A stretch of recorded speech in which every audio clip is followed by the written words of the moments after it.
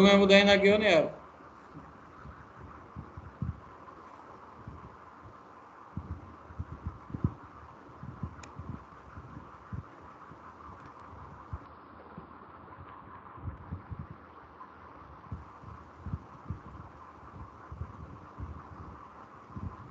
Movie ख़त्म थी वई, फिल्म ख़त्म थी वई, हाणे तव्हां ॿुधायो त रिकॉर्डिंग नथी हले।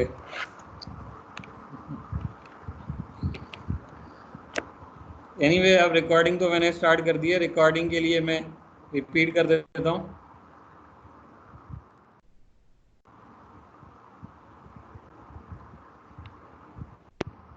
तो आपका ये मेन प्रोग्राम है। तो इसके अंदर आप क्या कर रहे हैं, सोर्स कोड आपने फाइल से रीड किया या यूज़र से रीड किया। तो सोर्स कोड आप किसी भी तरह से आप रीड कर सकते हैं। उसके बाद आप सोर्स कोड को कैरेक्टर बाय कैरेक्टर रीड कराएंगे। सही है। सो उसके लिए हमने एक पीक वेरिएबल इनिशियलाइज किया है कैरेक्टर बाय कैरेक्टर रीड कराने के लिए, प्लस इंडेक्स, करंट इंडेक्स क्या है, करंट हम सोर्स कोड का कौन सा कैरेक्टर देख रहे हैं, ये इंडेक्स इसको शो कर रहा है। तो आप वाइल लूप में कैरेक्टर बाय कैरेक्टर पूरा का पूरा सोर्स कोड रीड करेंगे। पीक के अंदर उस पोजीशन पे, करंट पोजीशन पे कौन सा कैरेक्टर आ रहा है वो चेक करेंगे। अब इस पीक पे आप चेक लगाएंगे कि ये पीक अगर 0 to 9 रेंज में है तो आप रिकॉग्नाइज करेंगे नंबर को, इंटीजर को। एल्स इफ अगर आपका पीक कैरेक्टर इसके अंदर 0 to 9 कोई डिजिट नहीं है, अगर फिर आप चेक करेंगे कोई पंक्चुएशन कैरेक्टर है तो आप रिकॉग्नाइज पंक्चुएशन कॉल करेंगे। उसमें भी आप सोर्स कोड और करंट उसकी जो पोजीशन है, किस पोजीशन पे शो हो रहा था, वो दोनों पास कर देंगे। इसी तरीके से अगर पंक्चुएशन भी नहीं है तो आप चेक करेंगे कि पीक पे कैरेक्टर ऑपरेटर तो नहीं है। अगर ऑपरेटर कंडीशन सेटिस्फाई हो जाती है तो you will call recognise operator. और अगर ये भी नहीं है तो आप चेक करेंगे कि आइडेंटिफायर तो नहीं है, आइडेंटिफायर चेक करेंगे। आइडेंटिफायर की अगेन मैंने डीएफए नहीं बनाई, वो आप खुद बना लेंगे। तो अगर आप आइडेंटिफायर आपका जो कैरेक्टर है पीक वो A to Z की रेंज में आता है तो आप रिकॉग्नाइज आइडेंटिफायर कॉल करेंगे। और अगर आपका आइडेंटिफायर रिकॉग्नाइज हो जाता है तो आप फर्दर एक और चेक लगाएंगे कि वो कीवर्ड तो नहीं है। सही है, आइडेंटिफायर कीवर्ड्स भी हो सकते हैं। फॉर एग्जांपल इफ़ अगर आपको मिलता है IF, so that is also a keyword. वो रिजर्व्ड आइडेंटिफायर है, कीवर्ड है। तो अगर वो कीवर्ड है तो उसके लिए आप कीवर्ड का अलग से टोकन बनाएंगे। अगर कीवर्ड की लिस्ट में मैच नहीं होता तो आप सिंपली उसको आइडेंटिफायर कह देंगे। और फाइनली एल्स इफ लगा हुआ है, अगर कैरेक्टर आता है बैकस्लैश n, इनकी न्यू लाइन है सोर्स कोड के अंदर, तो आप लाइन नंबर ++ कर देंगे। एट लास्ट आप इस काउंटर को इंक्रीमेंट कर दें i++, आप नेक्स्ट कैरेक्टर पढ़ें सोर्स कोड का। सही है। तो इस तरह का एक सिंपल लूप लगेगा और लूप के अंदर जितने भी कैरेक्टर्स हैं आपके पास या जितने भी टोकन्स हैं वो इंडिविजुअल आप स्कैनर मेथड कॉल करके उनको रिकॉग्नाइज कर सकते हैं। एक इम्पॉर्टेंट चीज़ ये है कि आप उसको जो इंडेक्स पास करें वो रेफरेंस के तौर पे पास करें, ताकि इसकी रीज़न क्या है कि अगर आपका जो डिजिट है मल्टी लाइन डिजिट है, फॉर एग्जांपल आपका नंबर 3 डिजिट का है, 1 2 3 अगर आपका नंबर आ रहा है तो जितने डिजिट्स आपने रीड कर लिए हैं उतने आप इंडेक्स इंक्रीमेंट करें, ताकि आपका जो लेक्सिकल रिकग्नाइज़र है या जो मेन सोर्स कोड है वो उन जो कैरेक्टर्स जो आप रीड ऑलरेडी कर चुके हैं उनको दोबारा रीड ना करे। जब आप इससे बाहर आएँ तो इसकी नई वैल्यू अपडेट हुई आपको मिले। तो रेफरेंस का मतलब यही होता है कि आप मेथड के अंदर इसकी वैल्यू अपडेट करेंगे, तो जैसे ही कॉल के बाहर आ जाएंगे, मेथड कॉल के बाहर आ जाएंगे तो तब भी इसकी वैल्यू आपको अपडेटेड मिलेगी, नई वैल्यू मिलेगी। अगर आप डायरेक्ट पास करेंगे तो मेथड के अंदर भले इसकी वैल्यू चेंज हुई हो, बाहर आएंगे तो आपको पुरानी वैल्यू मिलेगी। पुरानी वैल्यू के केस में आप इसको दोबारा रीड कर रहे होंगे फिर।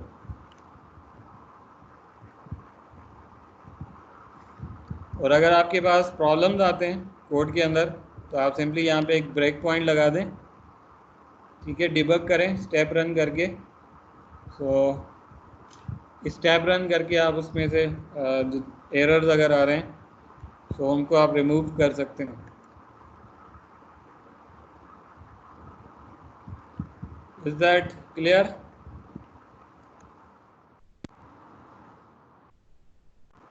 सोर्स कोड के हवाले से कोई प्रॉब्लम है, क्वेश्चन है तो कर लें।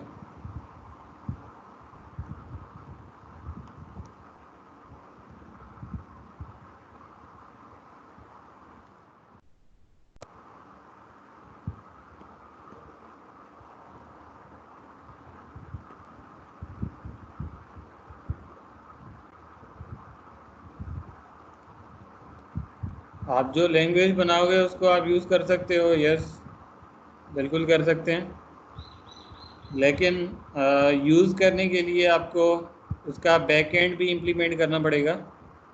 यानी कि इस कोर्स में हम सिर्फ फ्रंट एंड को डील कर रहे हैं, टोकन्स बनाएंगे, उसका सिंटैक्स चेक करेंगे, और हो सकता है अगर टाइम मिले तो इंटरमीडिएट कोड भी जनरेट कर दें।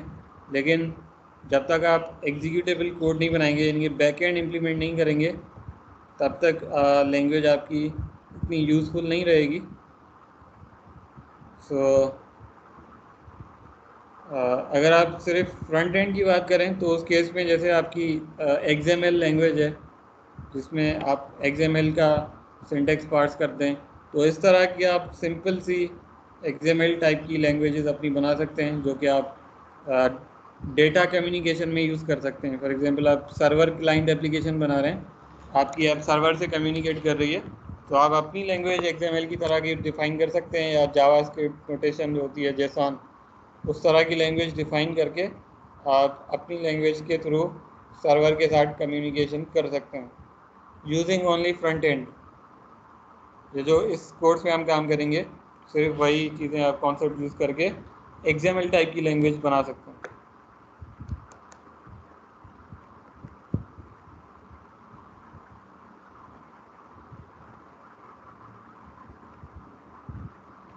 XML is not an interpreted language.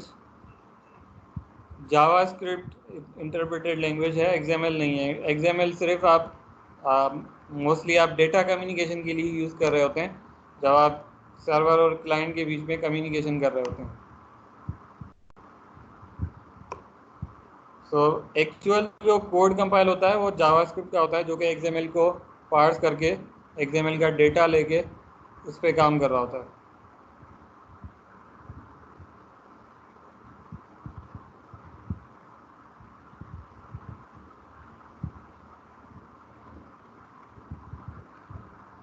अच्छा, ये कोर्स आपके जो कंपाइलर का फ्रंट एंड है उससे डील करता है।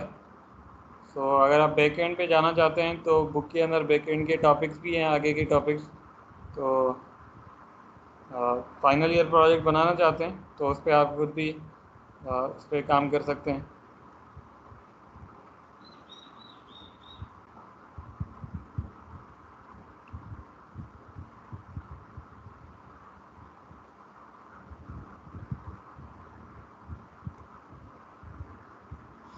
Alright, anyone else?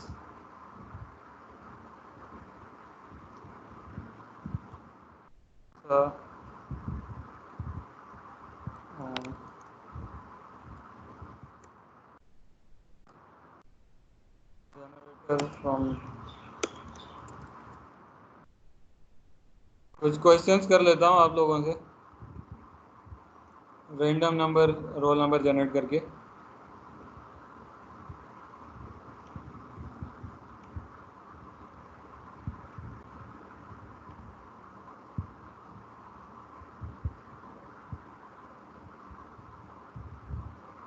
मेन आपकी क्लास में मैक्सिमम रोल नंबर 92 है ना?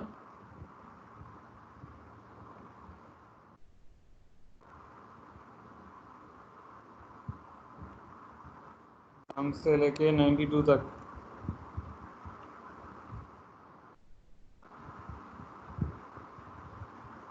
रोल नंबर 2 कौन है? वो इज रोल नंबर 2? 02 कौन है? कोई भी नहीं है सर। कोई भी नहीं है।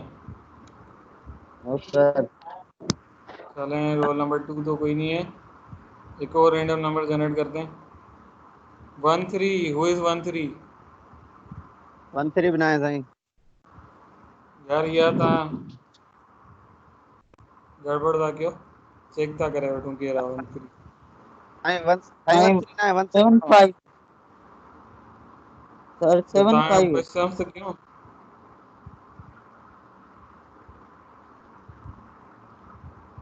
18 BSCS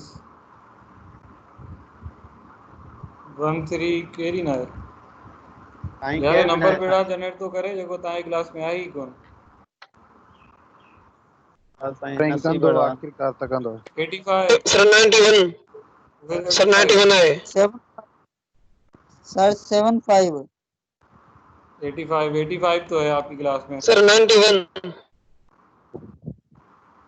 सर हाँ भाई 85 75 बताओ शुक्रिया टोकन साईं। क्या होता है? What is token?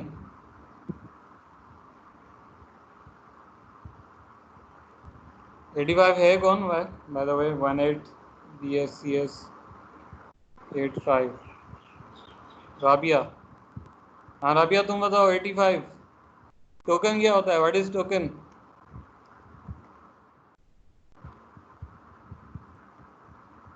है तो सही ना इसमें?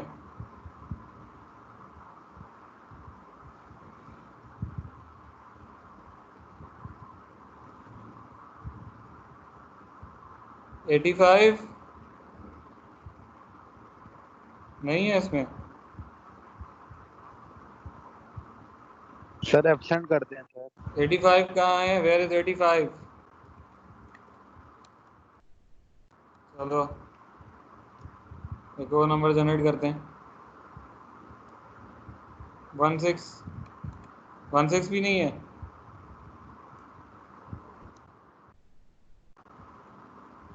23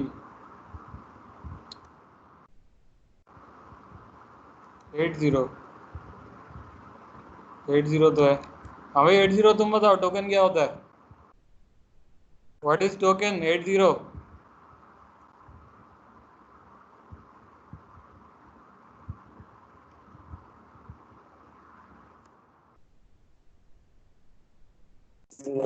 जहीर। हाँ बच्चे जहीर किधर हो? आ जाओ मैदान में आ जाओ।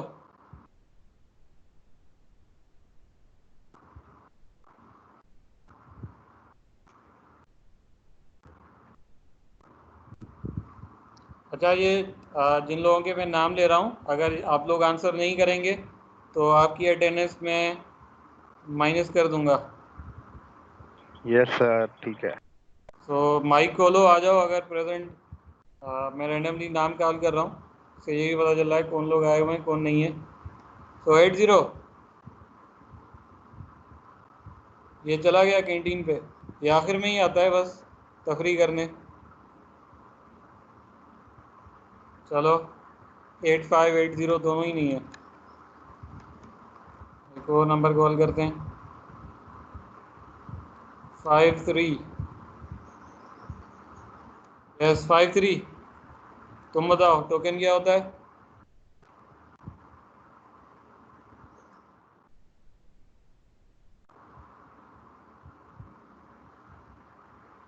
53 हु इज 53?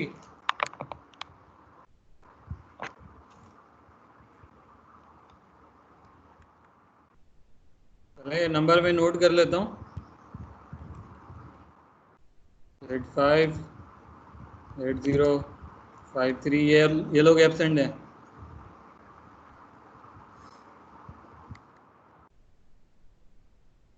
तो नंबर जनरेट करते हैं। 17 अभी 17 तुम बताओ टोकन क्या होते हैं कैसे टोकन जनरेट करते हैं?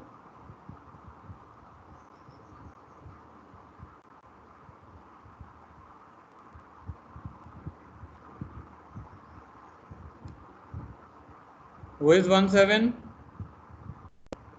17 भी नहीं है।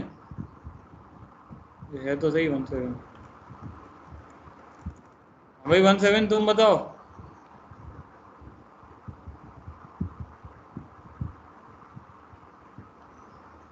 यार ब्रेक में तो आप लोग सारे आपके माइक ऑन हो जाते हैं, अभी क्या हो गया आपको? माइक ऑन करो, बताओ यार, इवन आप टेक्स्ट में लिख सकते हो।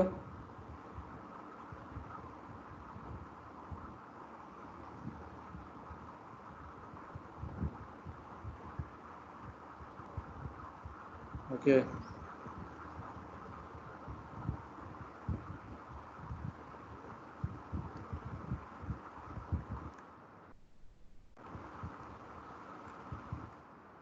अच्छा, आप 26 बता दे। Who is 26? 26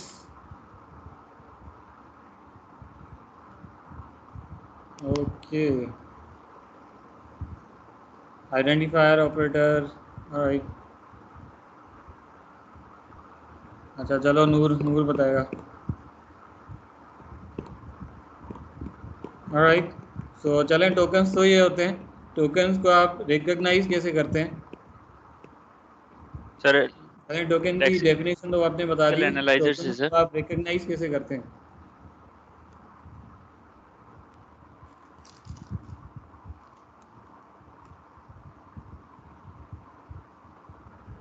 sir lexical analyser से सर, जो स्मॉल कैरेक्टर्स होते हैं हमारे, जो भी हो गए आइडेंटिफायर्स हो गए, एलिमेंट्स हो गए, कैरेक्टर्स हो गए सर, उनको लेक्सिकल एनालाइजर में डालते हैं तो हमारे पास टोकन्स आते हैं ना सर।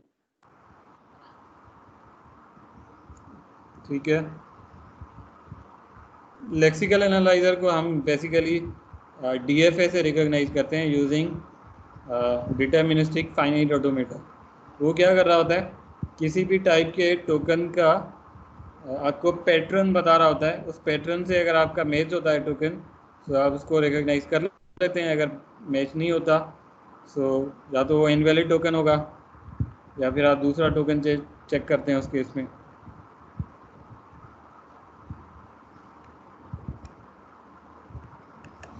ऑलराइट,